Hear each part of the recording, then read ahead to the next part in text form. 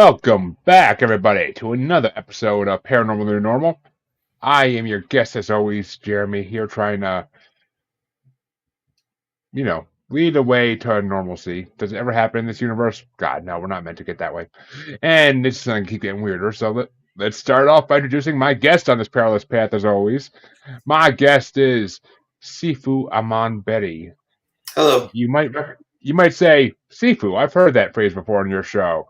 Well, that's right. We had Aman's partner, Sadhu, on a month or two ago, somewhere around there. I forget the exact date, but we had him on then. His episode hasn't even released yet, but it'll be coming eventually.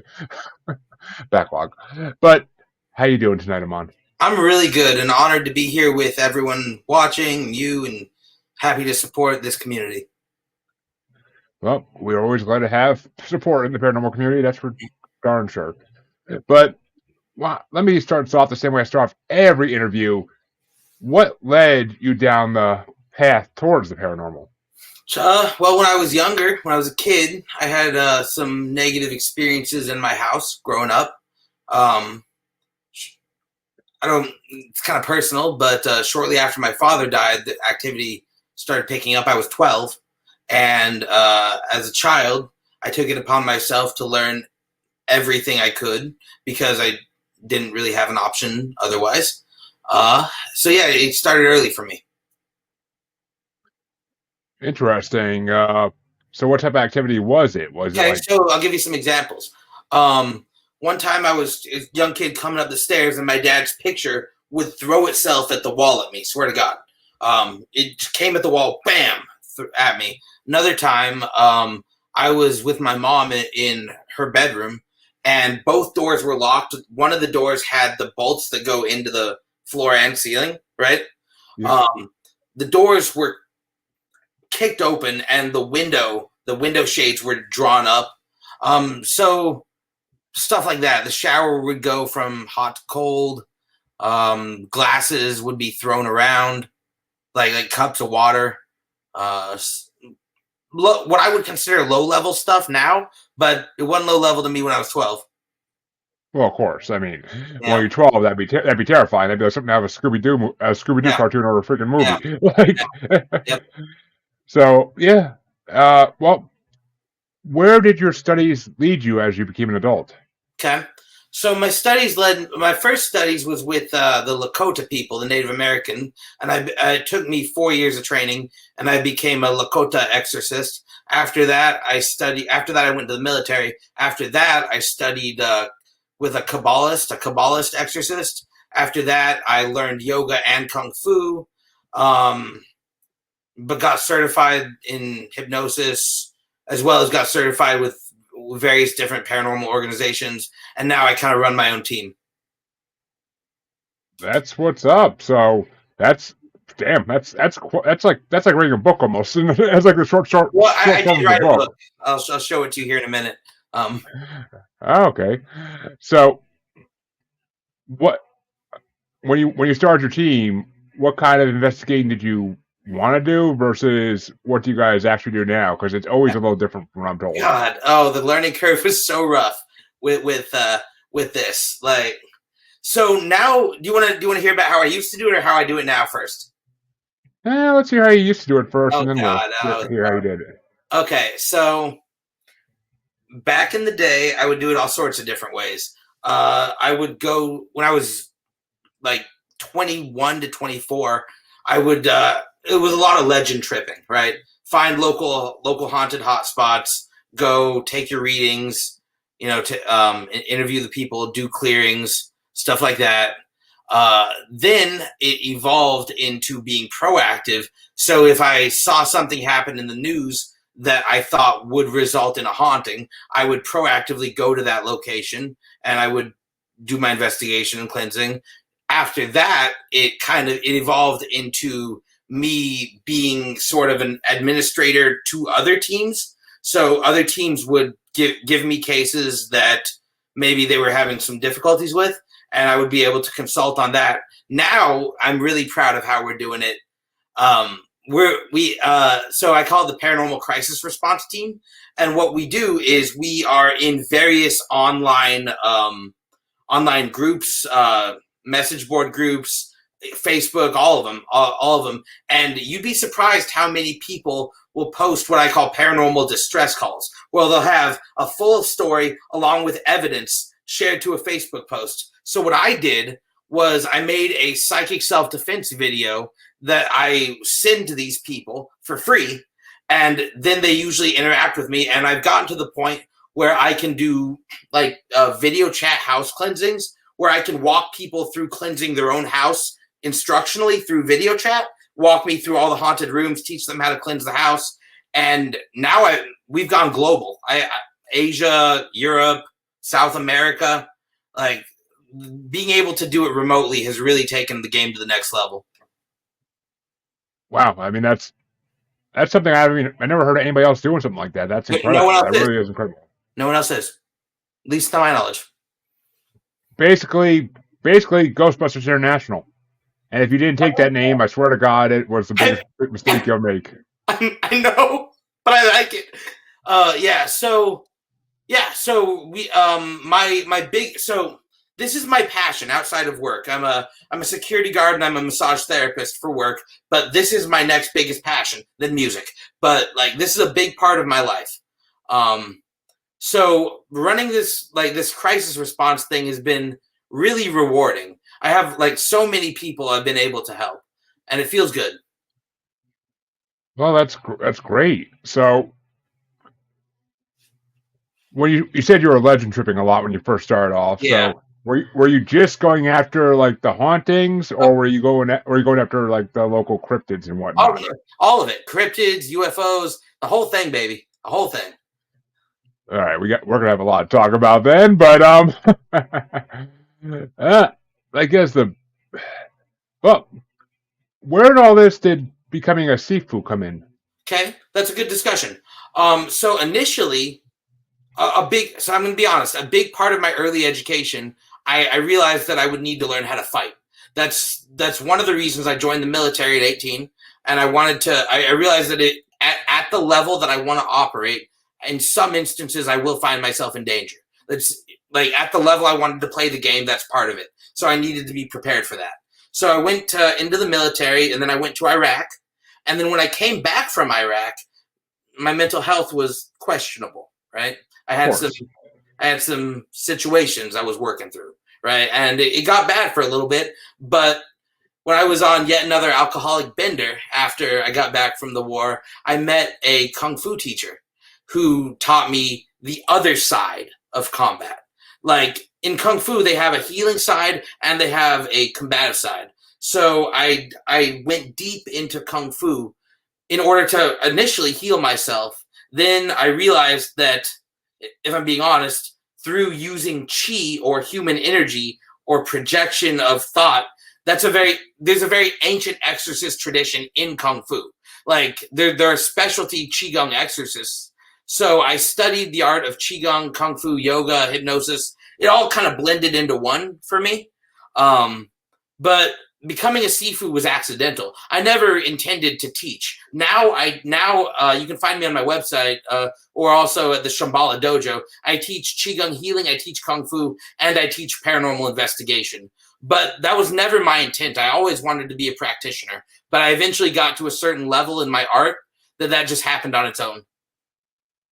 Well, it makes sense. I mean, you get high enough up, people are going to want to learn from you. Right. They're going to want to learn basically how to do what you do, and it's good. I mean, people need to teach. I mean, I find myself all the time having new podcasters come out to me and be like, "How did you get followers? How did you do this? And like, how do you edit?" And I gladly help because I mean, I had plenty of people give me advice when I first started, so I'm not going to turn someone down. Exactly. I'm not going to turn someone down looking for help. That's just the way it goes. And hey, Nicole, thank you for watching, and thank you for sharing it out like always. Nicole, hello. Okay. But all right, well, we'll start off with the spirit stuff because I mean, I want to save the good stuff for last. So, hit me. When it comes to people who are investigators of hauntings and ghosts and all that good stuff, there's a question I always like to ask, and what was the most horrifying experience you had investigating a haunting or spirit or ghost?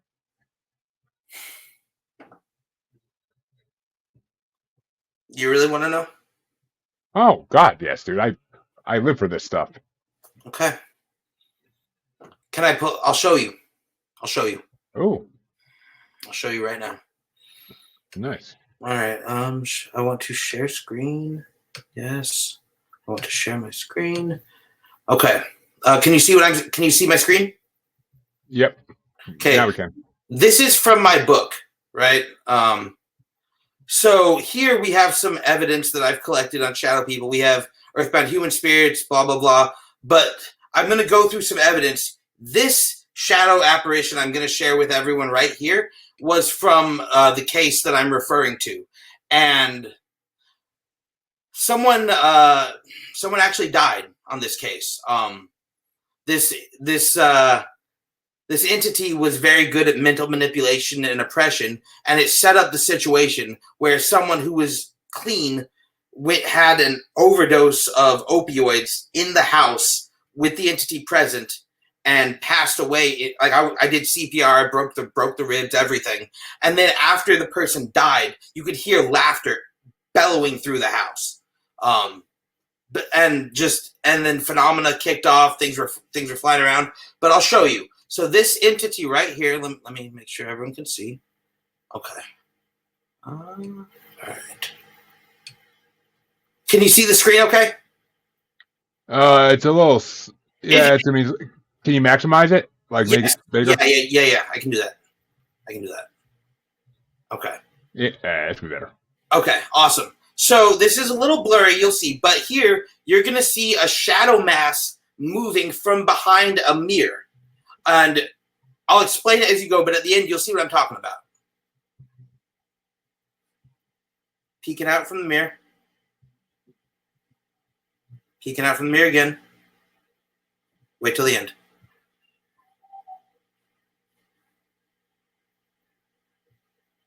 And boom.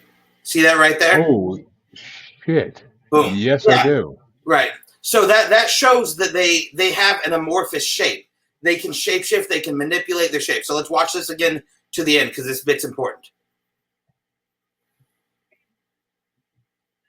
And boom.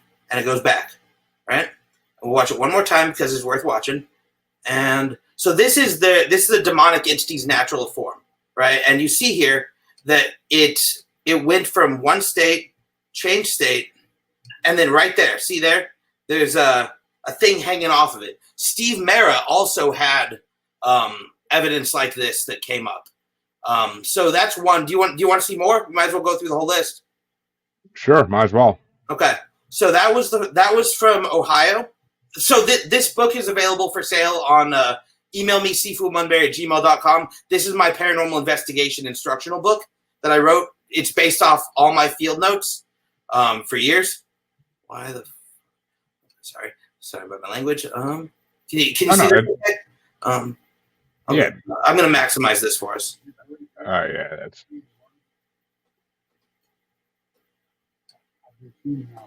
I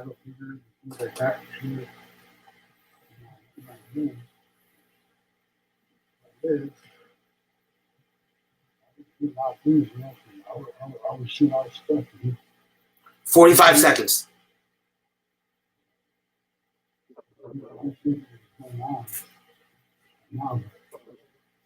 I hear like knocking on the wall, things like that. But right here, look behind his shoulder. I don't know what to say. Here it comes. I'm not scared though.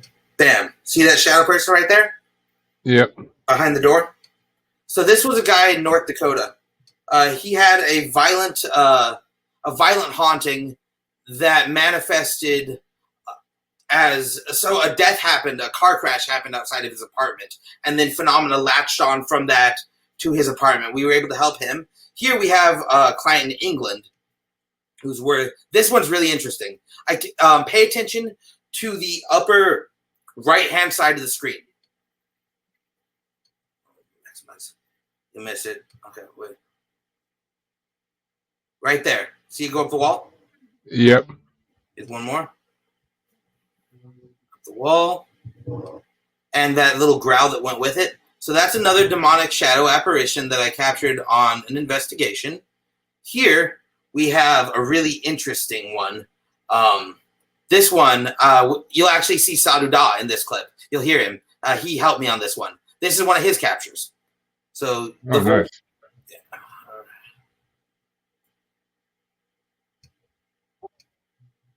Come on.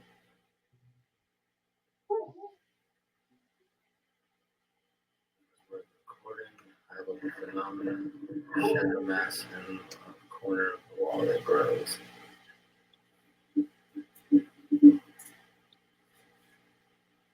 Yeah.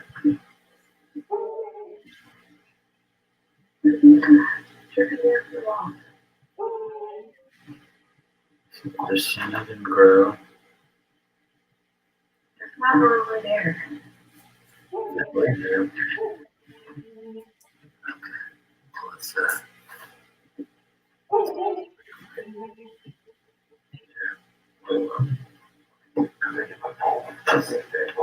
Okay. Damn, that's sexy. What the heck is that? Is the wall bleeding? Yes. And then it's going to retract. You'll see. Yes, it is. So this was, I'll tell you in a minute. Not good for it to happen. Okay. So I'll tell you more about that case in a second here. So I'll go with that case. I'm not going to tell you the entity's name, but me, Sadhu Dah, and a Theravada Buddhist monk who will remain nameless at this point, was able to reverse that haunting. That woman was in a very bad way. She was being cut up, slashed up. Things were being thrown. Here's another good one. Which one's this? Okay, yeah, this one's interesting. Pay attention to the near the fridge. See that come out from near the fridge?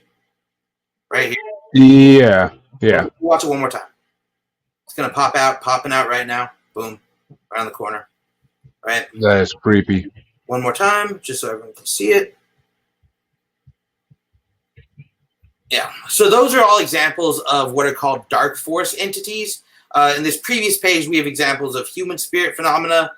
We got some cryptid stuff over here. But, yeah. So those were demonic entities. So to answer your initial question, I'll stop screen sharing for now. To answer your initial question, the Ohio one was pretty rough. I went there personally with Sadhu Dah. Sounds like it would be. I mean, that was the wall bleeding one, right? No, that wasn't the wall. The first one I showed you with it coming down in that hook form, that one was pretty rough. I mean, I can't imagine. It's funny because there's actually been creatures like that seen in my house. Do you know? Have you done cleansing? Well, we can talk about that later. But yeah, I worked with a Reiki master for a while. That was my show back last year, and she sent me some. I can never say the name of it, but the wood. Palo Santo. Yeah, and some sage as well. And my wife burnt both of them and cleansed the house, but we think it didn't. We think it's kind of like stoned whatever was here for a while. It didn't really evict it. Right. And we can get into protection methods later. But do you have any questions? Do you have any more questions on that topic? I mean, no. We can talk about protection stuff later if we get to it. But I'm curious to hear about these investigations because that's some of the best video footage I've ever seen. Yeah, it is. It took a lot of work to get. I'll tell you that. I'm sure for every 99 investigations where you get nothing, there's that one investigation that actually leads to something. Took a lot of work, but yeah, that's what are you curious about? I'll answer anything. Oh, I mean, well, actually, okay. I'm curious about the house with the bleeding walls. That's something straight out of like The Shining, a horror movie. That one wasn't good. That one wasn't good. So I'm hesitant to go into too many details, not only because I don't want to tell people the entity's name that it took. There was a child involved, but okay. What I can tell you is that this person reached out to Sadhu Dah, who brought me in on this case as a consult, and we worked it for a good almost a year before we had our breakthrough. So there was phenomena like that. There was batteries being thrown across the room. There was even intelligent communication. Some of these entities can text. Some of these entities can send emails even. I've seen. It's crazy. But and I know that sounds insane, but they can. I've seen it. I mean, wouldn't that just be possessing a human body to do it? I mean, yeah.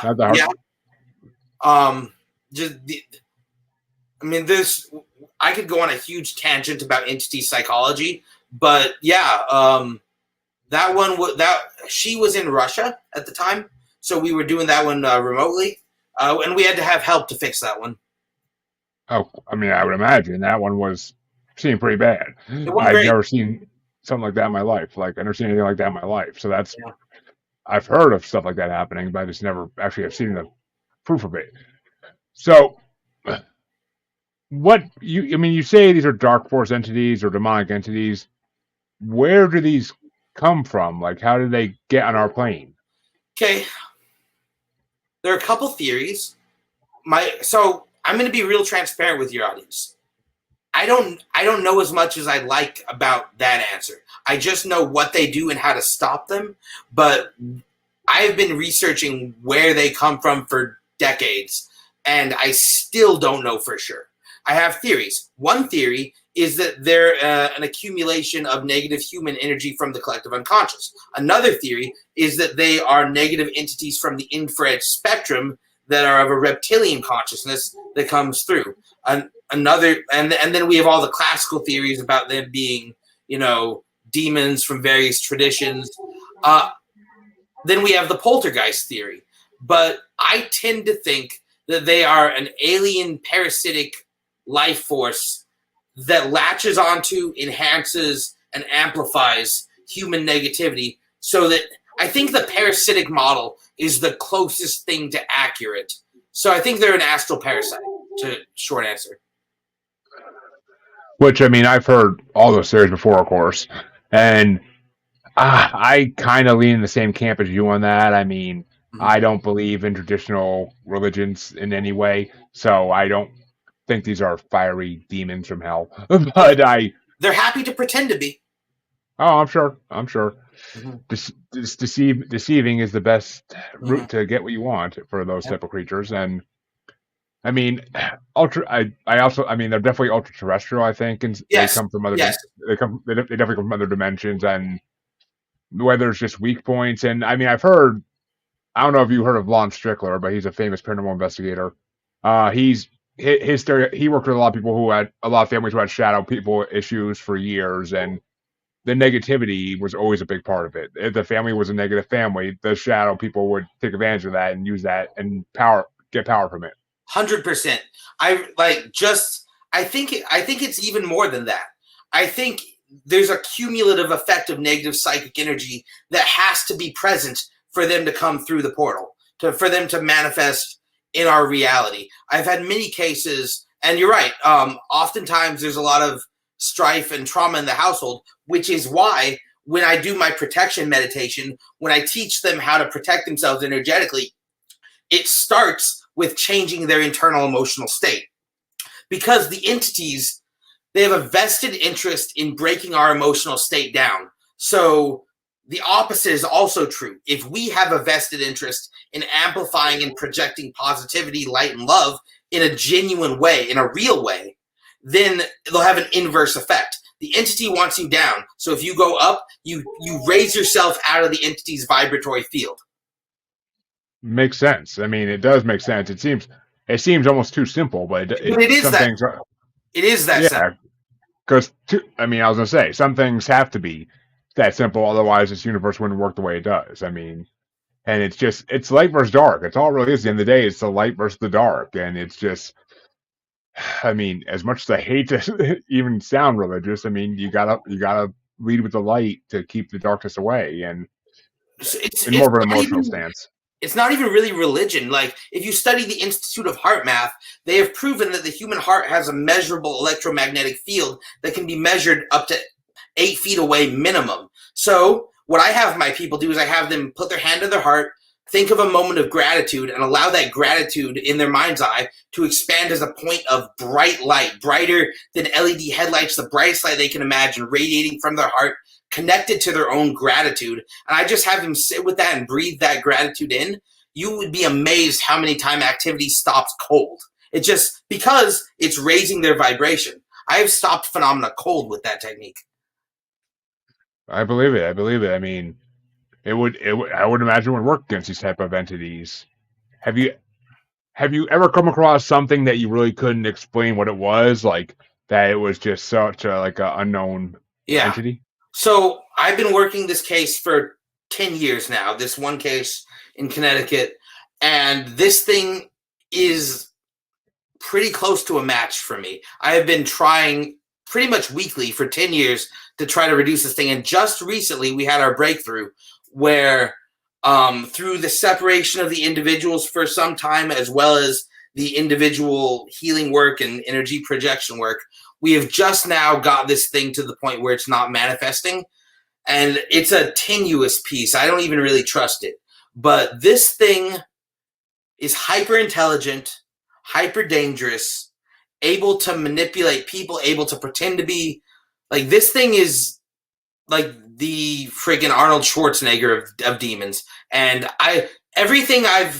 this is the only one I've failed to actually, beat, but I've made some progress on it. So yeah, there are some weird ones out there. 10 years. God, I'm that's very dedicated. That's a long time. I mean, and a haunting in Connecticut too. That's just classic. Yeah. And Connecticut's. I'm in Massachusetts, so Connecticut's nearby, kind of. You don't want any part of this one. Oh, I'm sure. I'm not an investigator for that reason, because I don't want to invite the darkness into my life. I have children to protect, so I stay far away from this type of stuff. That's a good point. I don't, so that's why I can get away with some of this stuff. Yeah, I mean, I'd be a novice in all this. So if I try to put myself in even the slightest situation, it can go horribly wrong. I'm sure. Knowing that's wise. Yeah, I don't put myself in dangerous situations. I don't like to. But all right, let me get to a little bit of the juicy part of this. Okay. I want to hear what kind of cryptids you're investigating, because that's always something. Cryptids are why I got into this, and everything else just kind of came along the wayside. So cryptids are cool. I love cryptids. I consider cryptids the fun part of this. That's the fun part. So I've investigated Sasquatch. I've only found. I honestly haven't really found much. Maybe nothing of substance. I've even investigated Native American reports of dragon-like entities in the mountains. I've investigated fae. I've investigated like elemental beings. Cryptids. Really interesting work by Dr. Simeon Hine regarding cryptids and their interdimensional nature. At least some of it. Yeah, I used to hate the ultra-terrestrial theory for cryptids. I used to really hate on it, and then doing this podcast, I just kind of like learned to accept it more and more, and now I kind of like lean on that side almost, because I mean, as much as I like to think that Sasquatch, Bigfoot is a creature that's been here since the beginning of time, which even ultra-terrestrial, that could still be true. But I mean, it's just, and I don't know if you heard, but a scientist out in California, she has found proof actually of Bigfoot, and she's working to publish it. What's her name? From last I heard, off the top of my head, I do not know her name, and I was told about her by Leslie Shaw.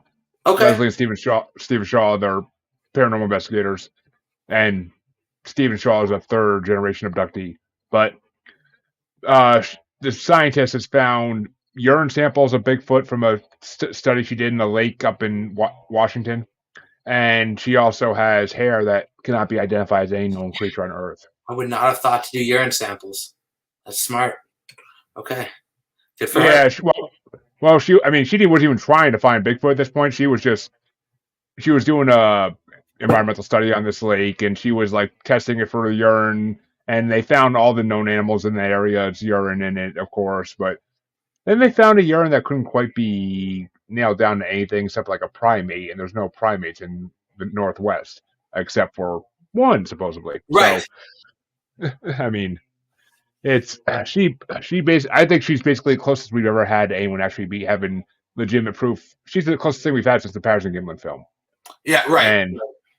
and even that's still highly debated. It's 50, 60 years later. So, I mean, this scientific proof might be what we need. It might be the next big government announcement that, yeah, we've known about this thing for hundreds of years. We're just going to tell you about it now. I'm sure. Yeah.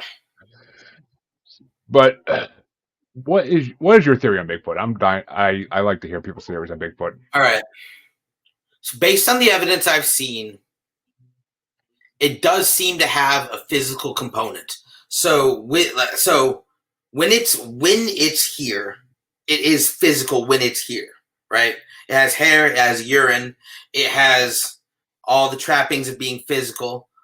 So the only thing that makes sense to me is it must potentially be coming from a dimension very close to ours, but maybe slightly off center. Because there's also reports of unexplained electrical activity when Bigfoot manifests. There's also activity of corresponding UFO phenomena. There's also reports of the smell of ozone. So there's a lot of evidence of some sort of interdimensional interplay. Now, it might be due to the positive magnetic fields. Like Steve Mayer's work shows that paranormal phenomena can be correlated to positive magnetic anomalies. So that might be a part to play as well. But to be honest with you, I don't know, man. I don't know for sure. I mean, no one knows for sure. That's the point of this. But it's, I mean, and I agree with everything you said. I mean, all this stuff has been proven to be true. So I don't know. It's still hard for me to not want to go with the Gigantopithecus theory. But that was just that's the first theory I ever learned, and part of me always wants to stick to it. But we can't stick to these things. But kind of curious about these because you're not the first investigator I've had talk about dragon-like entities, and I'm kind of curious as to what you found when you looked into it. I got to the top of the mountain where they said these things were. So it's going to sound weird, but I'll tell you what I found. I did not find any direct evidence of a dragon, but I did find what looked like pieces of heavy metal that were dropped from height into the ground. There was no way. It looked like man-made metal, but I wasn't sure. It's been there a minute, but it looked like some sort of structure of some kind was dropped from a high altitude, and it looked, I don't know for sure, it looked like there were claw marks in it. Did I get evidence? No. Why? Because I was young and legend tripping, and I didn't know any better. But that's all I saw. I mean, that's interesting enough, though. I mean, yeah.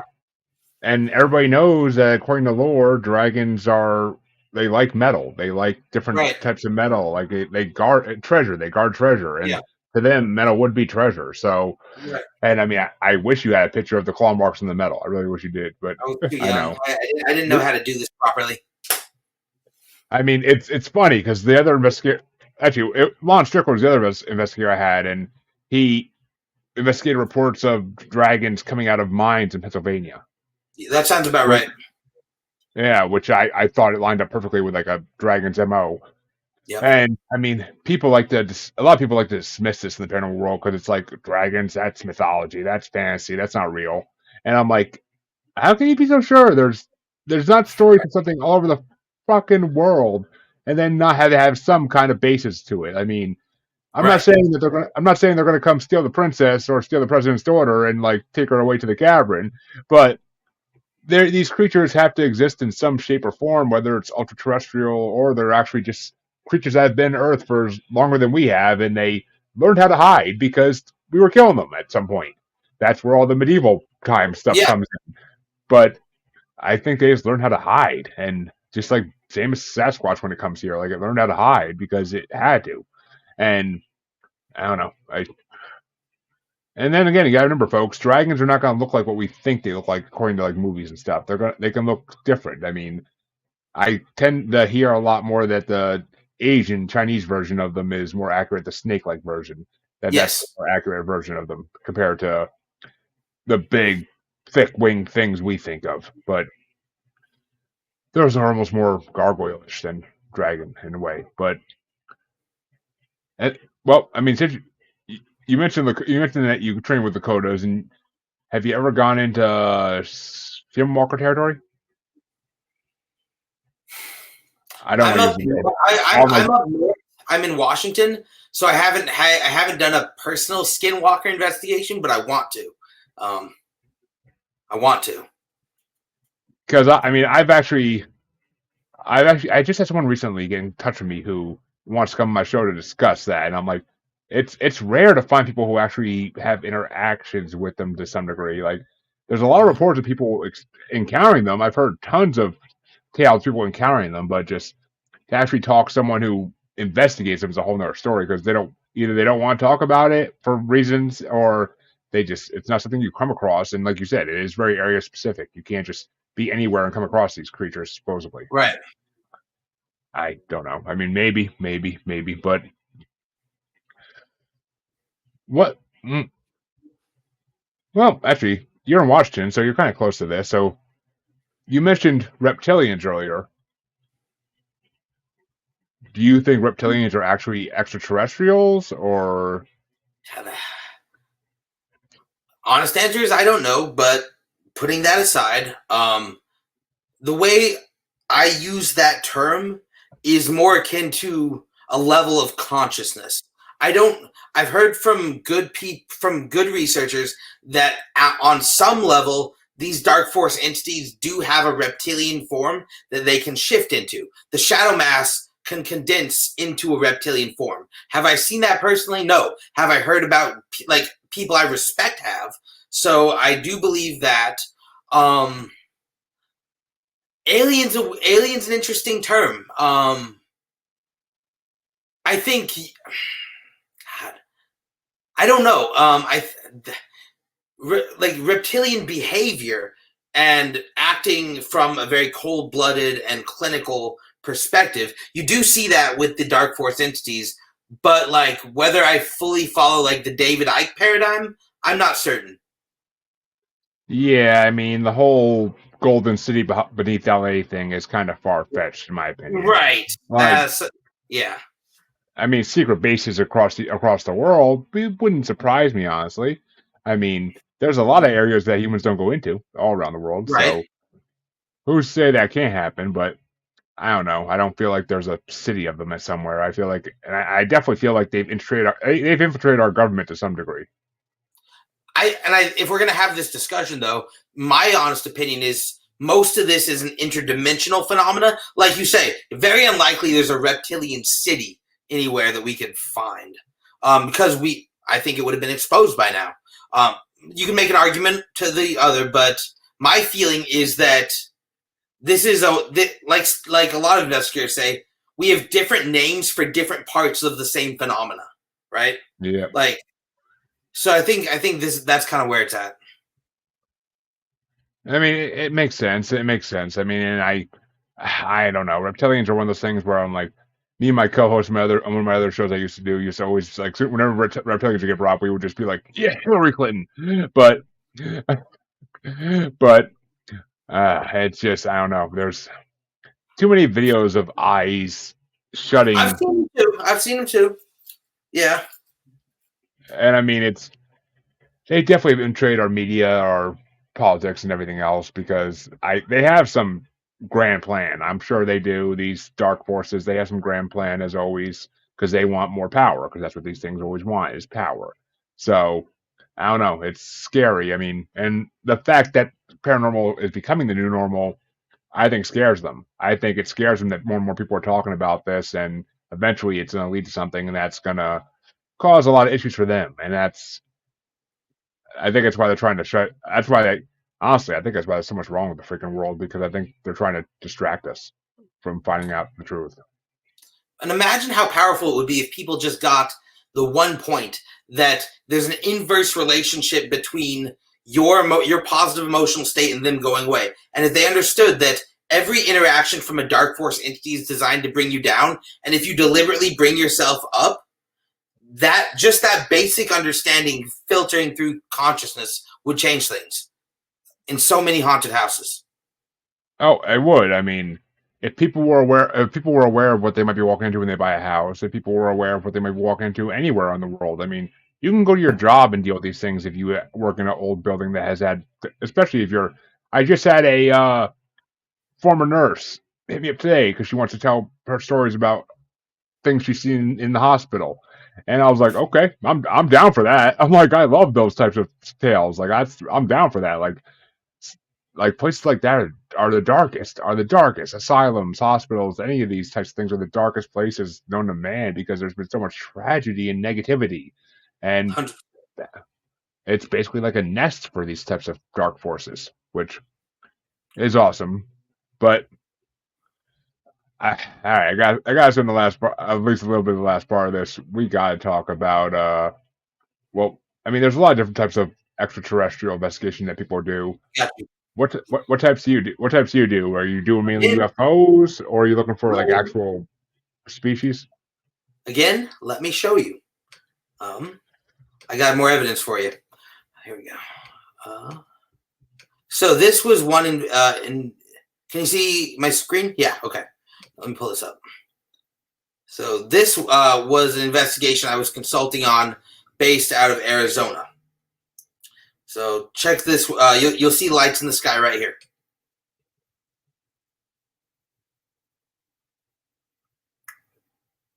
Oh, there's two right. You see?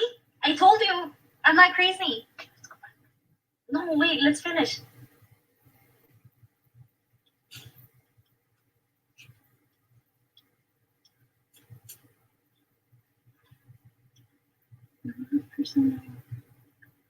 Wait for it.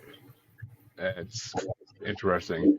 It's gonna come And through. Johnny- Jennifer, quit for me. Get to There's your gonna be question in a like- second, Johnny. You see? A third one. Third one. Look, and then that one might split. They've been doing that for a minute. That Yeah, is here's. There's gonna be a fourth that's one. amazing. There's gonna be another one Right here. there. Where? Hold on. It just went away. You see how they're fucking moving? Look, there's a fourth one. Yeah. That's insane. Yeah. Let's go back. No, let's finish watching this. No, let me call my sister. So Hey, well, before you go to the next one, we have a question, and I do like to show my questions that people Yeah. have. Johnny Midnight wants to know: are the Anunnaki and the biblical Watchers the same entities? wow, that Johnny is an advanced practitioner. Okay, you want to take this one, or you want me to? I will let. No problem, Johnny. You don't gotta get threatening. It's all good, buddy. But yeah, I'm gonna let you take it because I honestly don't know if I know the answer to that. I mean, I don't know enough about I'll either. do my best with it. So, to my limited knowledge of this material, I think what you're referring to as the biblical Watchers were probably second or third generation Anunnaki.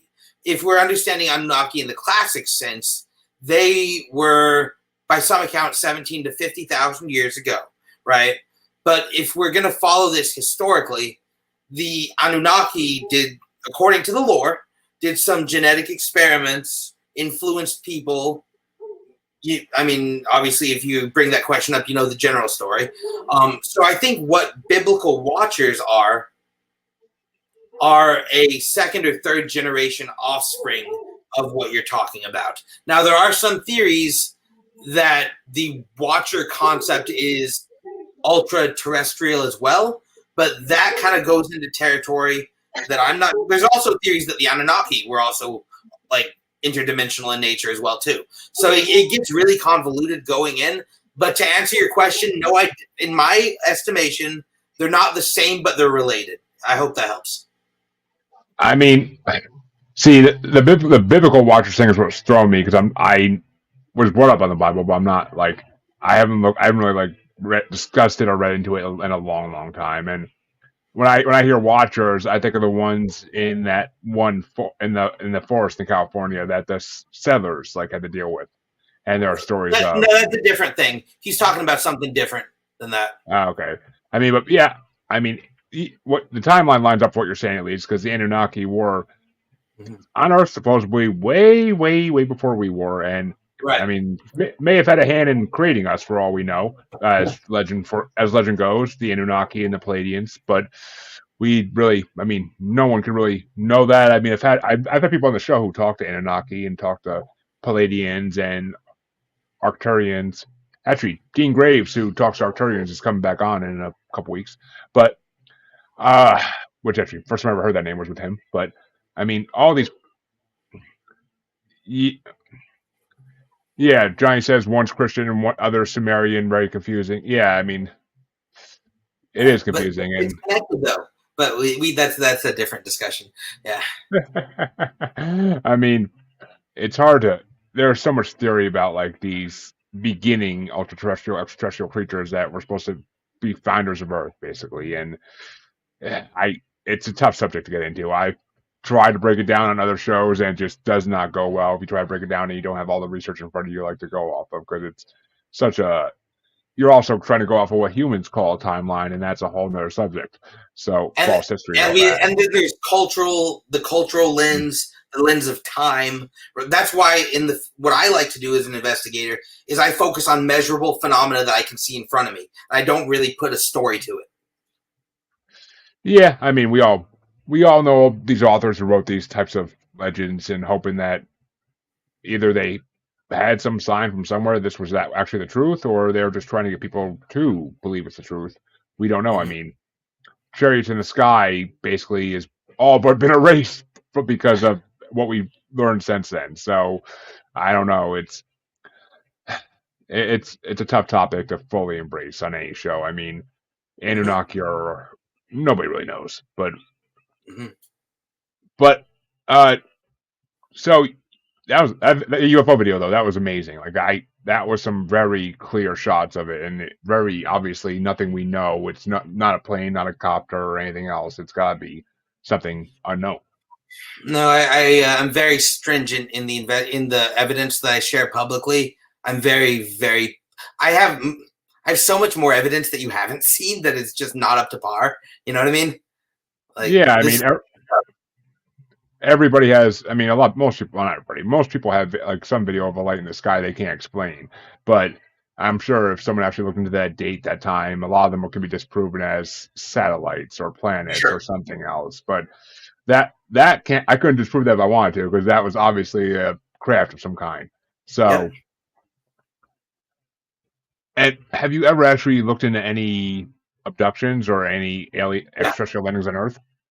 Yeah. So I've explored not only that, I've also explored Stephen Greer's CE5 idea of conscious direct communication with these higher intelligent beings. I've had some success with that.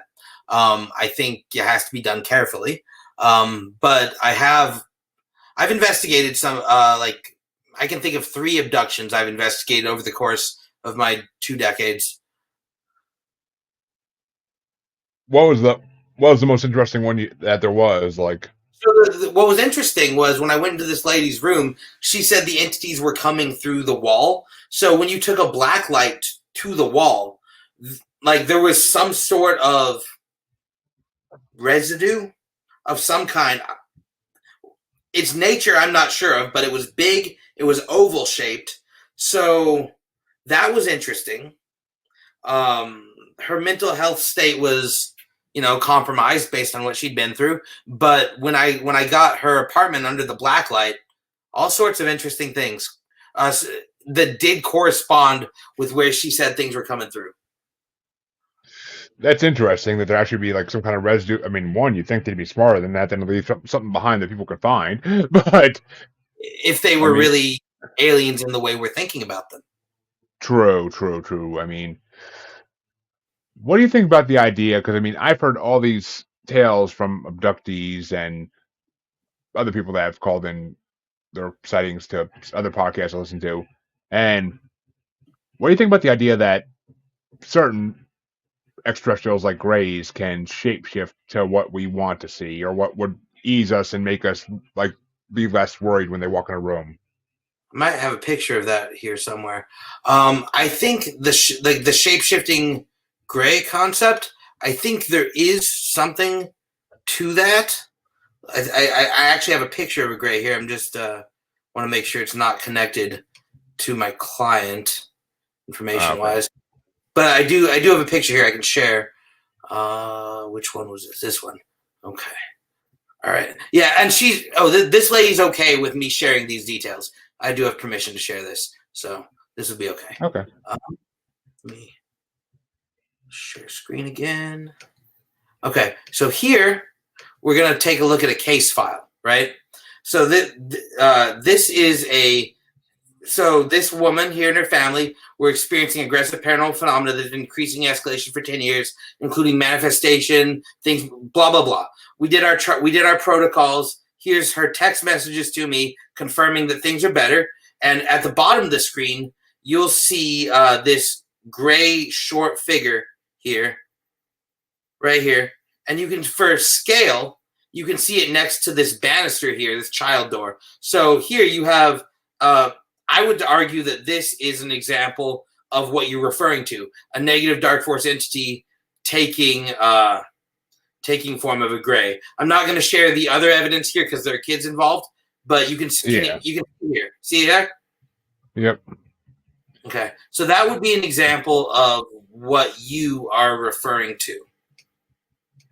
Yeah, which Johnny actually said that Steve Quayle believes all aliens have demonic origins, especially the Greys. And I actually had a astrophysicist, I believe he was, or astrologist. I forget what he exactly was, but that was the whole point of him coming on in the book he wrote, is that he believes all extraterrestrials are demonic, and that he believes that people who are abducted were doing something like listening to heavy metal or having premarital relations. And I take issue with that. You don't know how much restraint it took me in that episode not to say what I wanted to say the whole time. But trust me, I had to hold back a lot in that episode and just kind of get through with it. That was not easy. He was a nice enough guy, and I mean, he was a little bit of a dick when he came to getting his point across. But he was a nice enough guy for the most part, and I didn't want to go off on him on my own podcast. So that'd be not cool. But Johnny says L.A. Marzulli too, which. That name I don't know. I know Steve Quayle, but I don't know Ellie Oh, I do. Yeah, okay. Can I speak to his point for a minute? So, be my guest. Okay. So, what you bring up is real interesting, right? UFOs having a demonic origin. But what if we take this a different angle? What if the demonic idea was also a mask, right? So, what if these negative experiences of negative grays, demons coming into the room, manifesting, if you look at the actual phenomenology of a night hag manifestation and a gray materialization, the mechanisms are almost identical. So what if negative grays, what if demonic entities, what if certain forms of negative extraterrestrials, what if the negative reptilians are all masks of another phenomena that has the ability to mask itself in line with our belief systems. So, to the point of UFO, I would argue some UFOs do have a demonic element to them, if we're going to use the term demonic for what it generally means. But I think to say that UFOs are demonic still stays within a box, right? I would say that the manifestation of the negative gray is an example of negative phenomena. The example of demons manifesting as such are examples of negative phenomena.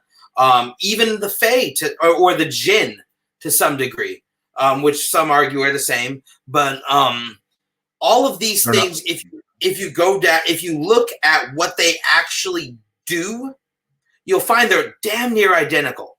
So, is it more likely that the aliens are pretending to be demons, or that both demons and negative grays are a mask for something else? Just something to think about. Which I 100% kind of get behind that, because, I mean, I think there is something out there that we can't identify yet, and that we've drawn so much pop culture around these different species and different names of things, because, we could make a BC horror movie off of anything nowadays.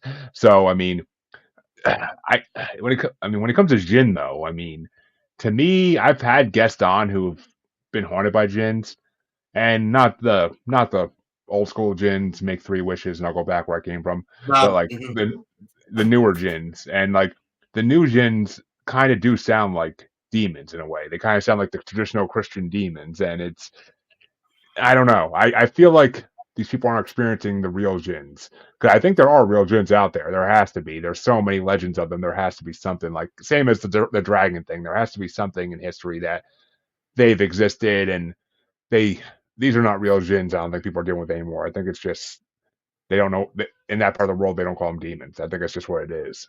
Exactly. So let's look at 3 types of hauntings side by side. Let's look at a jinn haunting, let's look at a demon haunting, and let's look at an alien abduction. What do all these 3 things have in common? Number 1, they feed off human fear. Number 2, they influence the electromagnetic spectrum. You'll see electronic malfunctions, you'll see cold spots, you'll see like gravitational wavelength anomalies, you'll see direct voice communication.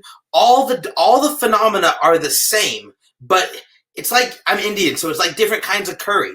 It's all curry, just different flavors. You know what I mean? It's probably not the best example, but like, you know, they have a similar base to it, right? There are too many commonalities between those types of phenomena for me to be convinced that they're separate. And you might just give me the name of the episode, just saying. But that actually might be. I wrote that down, but that's actually good. What are you talking about? It's all curry, just different flavors thing. That might be a good title for the episode. Take it and run with it. I love it. But I mean, yeah. And what's this you're saying, Johnny? Apparently, according to Steve Quayle, the biblical giants are returning, and they will come from the mountains and jungles. Lucifer is and he says Lucifer is increasing its presence in the modern form, which I don't disagree with. I mean, I'm not gonna put Lucifer to it because I don't like the name. I don't like that. It's too biblical for me. But yeah, the diabolical current certainly is, for sure. I mean, but that's the funny thing is there are. I mean, giants alone. I was just gonna bring that up, Johnny. Like the giants alone have been returning, like in some forms. I mean, the Kandahar giant incident with the military over in the Middle East, about I think it was in the 2000s at some point. I forget the exact date. Okay. And there was footage of that? There was pictures, I believe. Actually, no, there was footage. There was a video supposedly where you could see it. I mean, people try to claim it was a fake, just like they do with every other video in the Paranormal. With everything, sure. Yeah, but I mean, there's so many people willing to talk about it nowadays that it had to be at least somewhat real. And I mean, forget her name, but she's part of the Small Towns Monsters crew, and she on her podcast, The Lore You Know, she has done a lot of research into giants and giant graves across North America, and it's just funny that whenever one of these graves is discovered, the skeleton disappears within a day, and it's just kind of creepy that the government's working so hard to cover up the giant thing. Like, why? Or are you scared about us knowing? No, not Linda Motenhow. She's what the hell is her name? Okay, it's gonna drive me nuts now. I know it is. I know. You know, in India too, there are stories of giants in the Himalayas as well. Like from my tradition, there are stories of 7-8 foot tall people in the high Himalayan mountains who some of them are positive, some of them not so much. But yeah, it's cross cultural. Well, yeah, it's one of those things that's across the world, and yeah, Johnny, her name is Heather Mosier. That's what I was thinking of, Heather Mosier. But apparently, there's been films of giants in Peru and Mexico, and locally a YouTuber filmed also. Thank you. I mean, I've seen. I mean, there's that one video in Canada of like something standing on top of a mountain, and it's like huge. It's huge, and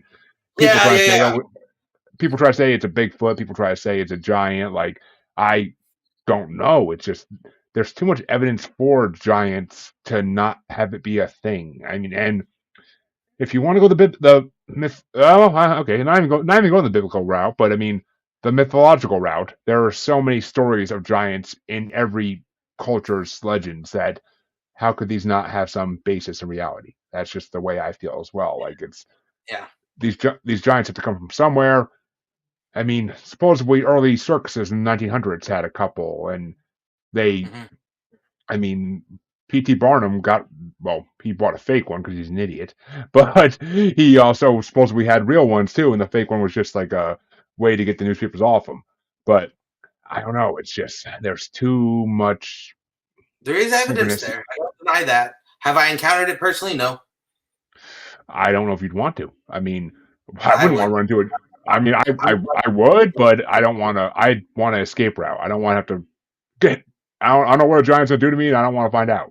Like, that's there's not many humans that are bigger than me, but a creature that is that much bigger than me, I'm good. I'm good. It's like, yeah, Imagine the evidence. Imagine the evidence you capture. But I take your point. exactly. And before we wrap this up, I just got to ask, since I mean you live in Washington, which is close enough to California or whatnot. Mhm. What do you think of sea monsters? That's interesting. So if you look at it from like a biodiversity standpoint, in the areas that they're spotted often, there's not enough fish or marine wildlife to sustain an animal of that size, right? So, like, I've looked into this a little bit actually. So, like, for instance, let's take the classic one, Loch Ness Monster, right? The classic thing that everyone thinks about. For an animal of that size to sustain itself indefinitely, it would eat that loch clean of all marine animals. So that makes me think in the same way, if land-based cryptids can be ultra-terrestrial, why can't water-based cryptids also be ultra-terrestrial? I mean, yeah, there's that, and then there's the more classic theory that there's a passageway to the ocean in the loch, and that Nessie figured out how to go back and forth. So, okay, that being said, there are other ones in the open ocean that have been seen.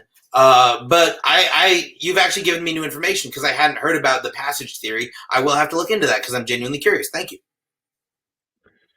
Yeah, I mean, there's sightings all over the world of them, and the reason I brought up California is because one of the classic Monster Quest episodes, or not Monster Quest, Monsters and Mysteries in America. One of the classic episodes of that showed like it was a tale told by two brothers who were, or two friends, something like that, who were hanging out by the pier in a city in California, and they saw some creature pop its top half its body out the water, like right by the pier, and then go back in the water and swim away. So I mean, it's.